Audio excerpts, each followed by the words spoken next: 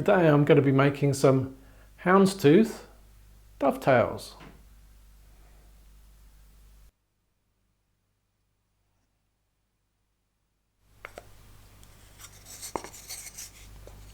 So I've started off by gauging the thickness of the tail board around the pin board and the thickness of the pin board around the tail board.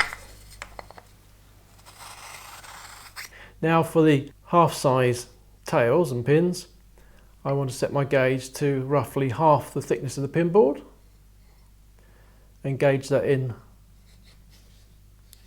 on there, and I also want to gauge that in on the tail board.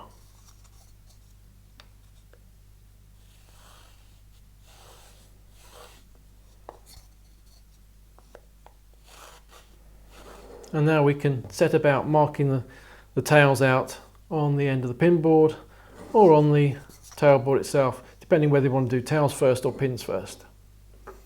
So I've started by marking out two large tails on the tail board, and now I need to divide these. So working on the end of the tail board here and just working on one tail to begin with, if I set my dividers so I can step them across twice, and the gap that I get left will be the width of the center tail. So just make that one that you're happy with, and then from both ends of that tail mark that in, and also do that on any other tails you have. So I've got one other tail here.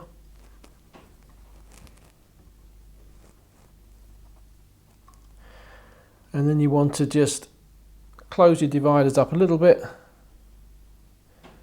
to give you the pin between those tails. That's about right. And again, mark that in from both ends of the tails. So then you've got markings that are equally spaced on both tails. So it's quite important when you're doing something like this that they be laid out exactly the same. You can't just randomly put them in, because that'll look ghastly. Then you could start to put those tails in with the gauge as usual.